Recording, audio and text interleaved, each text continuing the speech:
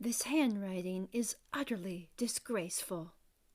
I hear the words, but they seem far away, as if they're being shouted through a wall. I continue to stare at the piece of paper in front of me. I can read it. I can make out every word, even through the blurriness of tears. I feel everyone in the classroom watching me. My best friend, her new friend, the new girl. Some of the boys are laughing. I just keep staring at my writing. Then, suddenly, it's gone. Miss Murphy has snatched it from my desk and is now ripping it up. The sound of the paper being torn is overly loud, right in my ears. The characters in the story I was writing beg her to stop, but she doesn't. She crumples it all together and throws it towards the classroom bin. She misses. My story lies in a heap on the scratchy carpet. Do not write, ever, so lazily again, she shouts. Maybe she isn't even shouting, but it feels that way. Do you hear me, Adeline? I prefer being called Addie. Not ever. A girl your age knows better than to write like that. Your handwriting is like a baby's. I wish my sister were here. Kitty always explains the things that I cannot control or explain for myself. She makes sense of them. She understands. Tell me you understand. Her shouts are so loud and the moments after are so quiet. I nod shakily, even though I don't understand. I just know it's what I'm supposed to do. She says nothing more. She moves to the front of the class and I am left alone. I can feel the new girl glancing at me, and my friend Jenna is whispering to her new friend Emily. We were supposed to have Miss Bright this year. We met her briefly before the summer holidays. She would draw a little sun with a smiling face beside her name, and would hold your hand if you looked nervous. But she got sick, and Miss Murphy came to teach our class instead. I thought this new school year would be better, that I would be better. I take out my pocket thesaurus. It was a Christmas present from Kitty. She knows how much I love using different words, and we laugh because the word thesaurus sounds like a dinosaur. I read different word combinations to calm down, to process the shouting and the ripping. I find a word that I like. Diminished. On days like this, I spend lunchtime in the library. I feel the other children in the class still watching me as we tuck in our chairs and leave the room. School bells screeching so loudly. Loud noises make my head spin. They feel like a drill against a sensitive nerve. I walk through the corridors, practicing my breathing and keeping my eyes straight ahead. People talk so loudly to their friends who are right next to them. They get too close, they push and clamor, and it makes my neck hot and my heart too quick. But when I finally get to the library, it's all quiet. A good kind of quiet. There's so much space, and an open window lets in a little fresh air.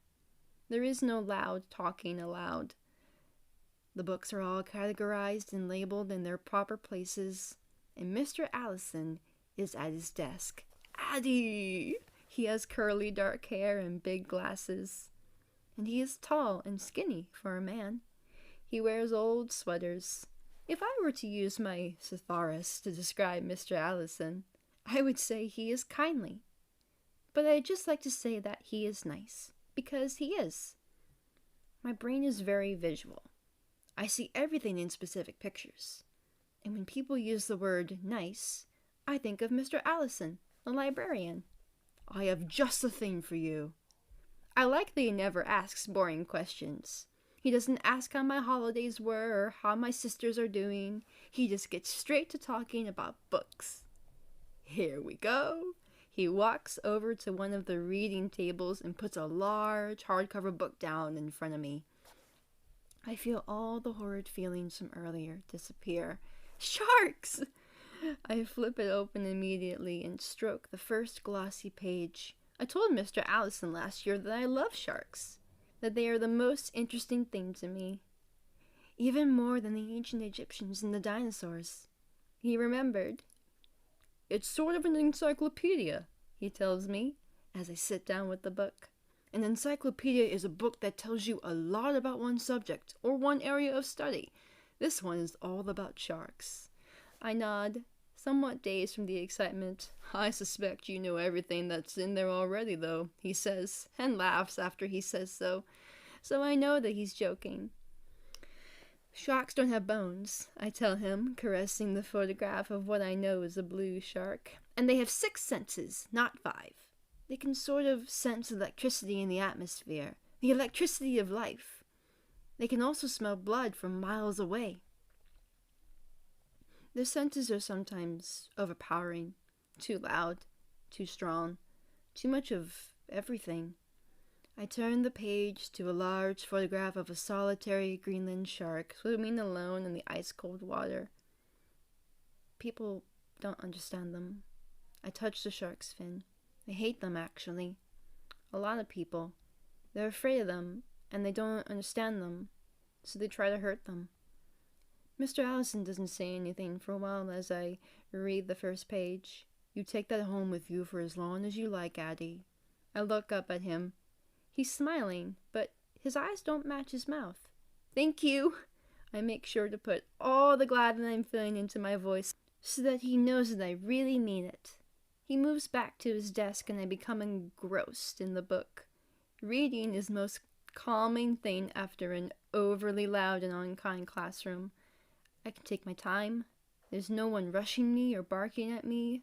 The words all follow rules. The pictures are bright and alive, but they do not overpower me. When I'm trying to sleep at night, I like to imagine diving beneath the cold waves of the ocean and swimming with a shark. We explore abandoned shipwrecks, underwater caves, and coral reefs. All that color, but in a wide open space. No crowds, no pushing, and no talking. I would not grab its dorsal fin. We would swim alongside one another, and we would not have to speak a word. We could just be.